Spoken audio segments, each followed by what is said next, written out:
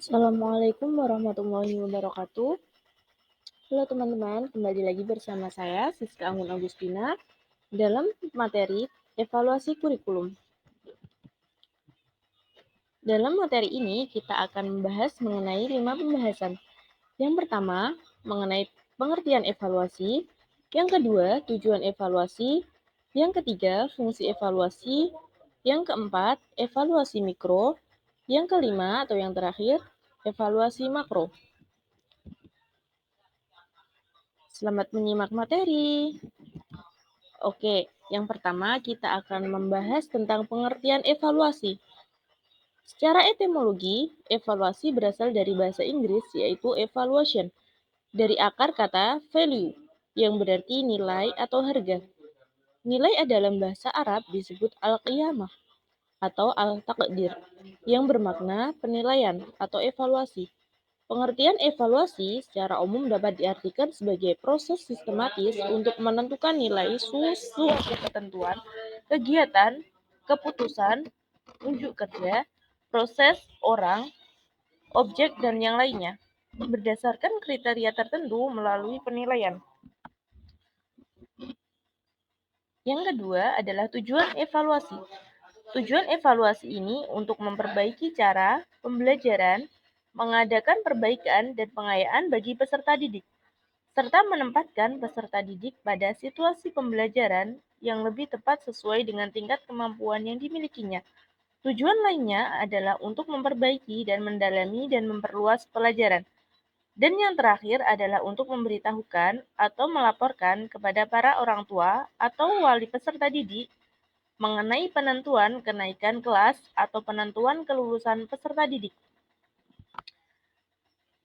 Yang ketiga, fungsi evaluasi. Fungsi evaluasi ini dibagi menjadi 3. Yang pertama, fungsi bagi peserta didik. Dengan adanya evaluasi ini, ia akan mengetahui kemampuan perkembangan grafik pembelajarannya, apakah ada kemajuan atau tidak, ataukah semakin menurun, apakah ia naik kelas atau tidak, ataukah ia lulus dalam ujian sekolah atau tidak lulus. Yang kedua, bagi orang tua, mereka akan mudah untuk mengetahui bahwa anaknya memiliki kualitas atau tidak, naik kelas berikutnya atau tidak.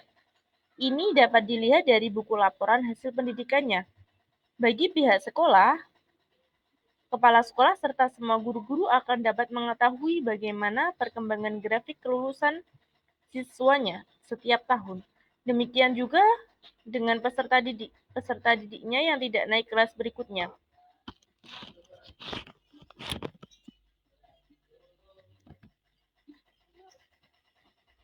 Yang keempat adalah evaluasi mikro. Pengertian dari evaluasi mikro ini adalah sering digunakan di tingkat kelas, khususnya untuk mengetahui pencapaian belajar peserta didik. Pencapaian belajar ini bukan hanya yang bersifat kognitif saja, tetapi juga mencakup semua potensi yang ada pada peserta didik. Jadi, sasaran evaluasi mikro adalah program pembelajaran di kelas dan yang menjadi penanggung jawabnya adalah pendidik. Yang kelima atau yang terakhir, kita akan membahas tentang evaluasi makro. Evaluasi makro ini cenderung menggunakan sampel dalam menelaah sesuatu program dan dampaknya. Evaluasi yang bersifat makro, sasarannya adalah program pendidikan, yaitu program yang direncanakan untuk memperbaiki bidang pendidikan. Sebagaimana yang telah dijelaskan di awal, evaluasi makro memiliki cakupan yang lebih besar dibandingkan dengan evaluasi mikro. Secara mendasar, evaluasi makro berkaitan dengan adanya program yang telah dilaksanakan. Kemudian barulah kita dapat melaksanakan evaluasi makro. Terima kasih semua sudah menyimak. Sampai jumpa. Wassalamualaikum warahmatullahi wabarakatuh.